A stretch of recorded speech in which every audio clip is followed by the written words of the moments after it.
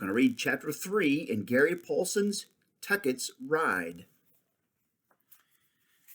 As it turned out, they didn't have to go all the way to Taos alone with the body. Loading it had been hard, but finally, with the woman and Lottie helping while Billy held the trooper's horse, they had boosted the dead man belly down over the saddle and tied him in with a rope. In with a rope. The horse didn't like it much, didn't like the smell of death, and Francis had to keep him on short lead as they left the adobe hut and headed south. The country was dry but pretty.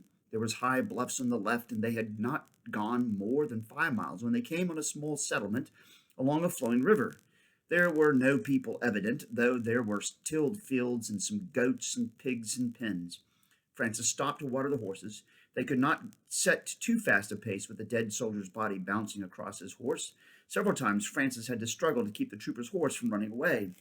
"It's spooky here," Lottie said, and even Billy, who sometimes went 2 or 3 days without saying a word, said, "Hants." Lottie took a deep breath and began, "I remember one time when Ma and Pa were both alive, and we were back east somewhere. We were pulling the wagon and saw all kinds of shooting stars, and Pa thought that they were spooky, but Ma didn't, and they had an argument about it that lasted nigh on 3 days. Carrying a body didn't help, Francis thought. It made everything spooky. He gigged the horses to get them going again. They thought they were going to spend the night in the settlement and were reluctant to leave. He had to kick with his heels and jerk on the horse carrying the body until he finally got them going. The mule came along peacefully, for which Francis was grateful. 3 miles out of the settlement, still a solid 10 miles from Taos, they ran into the patrol of soldiers. There were 7 troopers and an officer leading. They came in from the west, out of the desert, not on the north-south trail. Their mounts looked done in. Even at a distance, Francis could see the horses wobbling, walking too loosely. I could still run, Francis thought, watching them come down toward the trail. We have good stock, fresh horses, and the mule will outdistance any horse alive. I could still run, but he knew he wouldn't.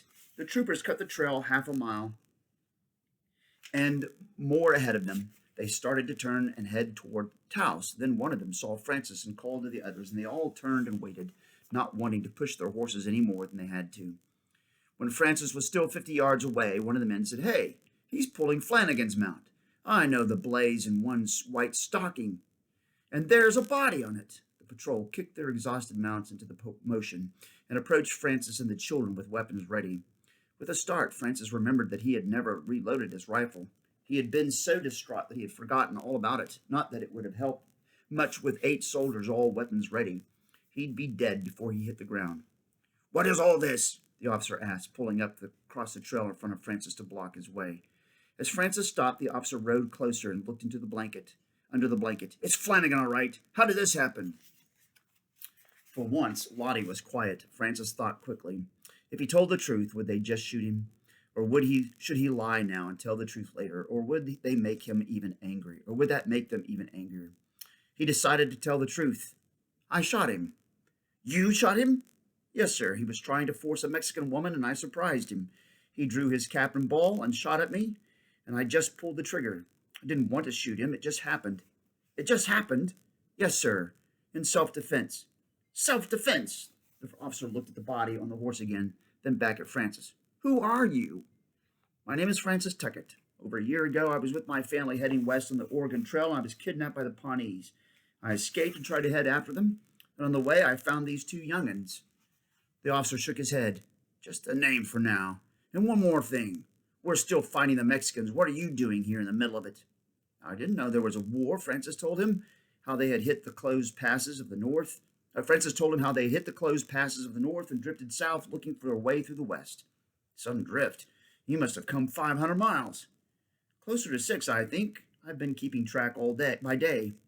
"Well, Francis Tucket, I'm going to have to take that rifle and put you under the confinement until we can get to the bottom of this." Francis shook his head. "I'll take the confinement, but can't give you my rifle."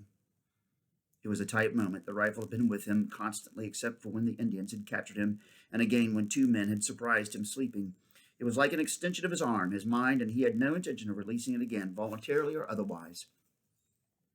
The officer moved to the side to give his troopers a clearer field of fire if they needed it. "I can't have a man under arrest with a loaded rifle." Francis nodded. "It's not loaded. I didn't reload it after I fired it last. The officer thought, looking at Francis and the children, then nodded. All right. He turned in his saddle. Sergeant O'Rourke. Sir. Form an escort around the prisoners. Sir. Trooper Delaney. Yes, Sergeant. You will take the mount with Flanagan's body in tow. Yes, Sergeant.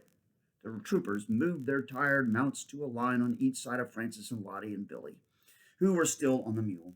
The trooper named Delaney took the horse with the body from Francis, and they all moved out.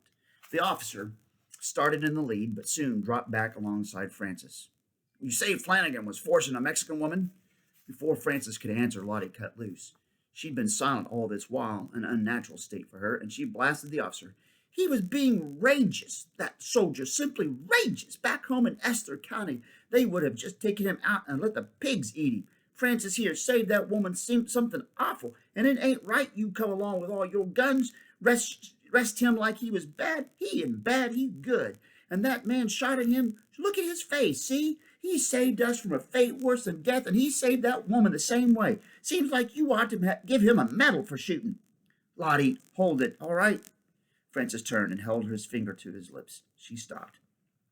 She's something when she gets going, isn't she? The officer smiled. Reminds me of my sister. Always knows what's right and not afraid to tell you.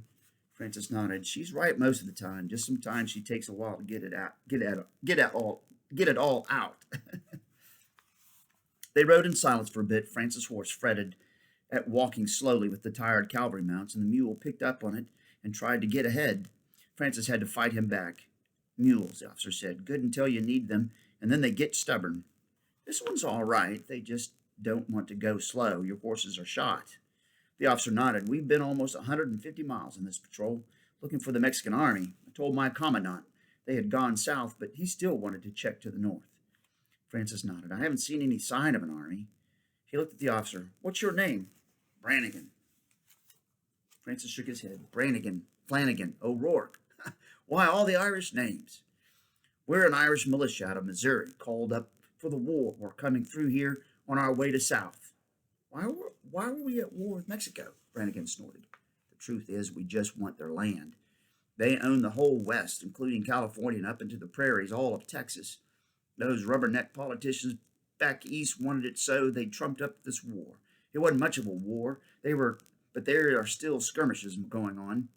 More silence. Francis broke it this time. What will happen to us? Brannigan shook his head. I'm not sure. Flanagan is not from my troop. He's over at K Troop, so I don't know much about him, except that I've heard he's a bad one, too. He looked around at Lottie and Billy. A bad one to do what you caught him at.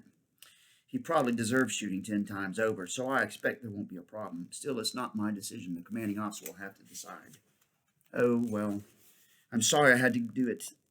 But the way it happened, Francis trailed off. In the distance, he could see what looked like a large earth-colored building, or many buildings tied together, some on top of others, like adobe huts stacked up. What's that? Brannigan squinted. That's the Taos Pueblo. Just on the other side is Taos. That's where we're going. Who lives there? The Taos Indians. Indians? Francis thought of the Pawnees and then how he could reload his rifle.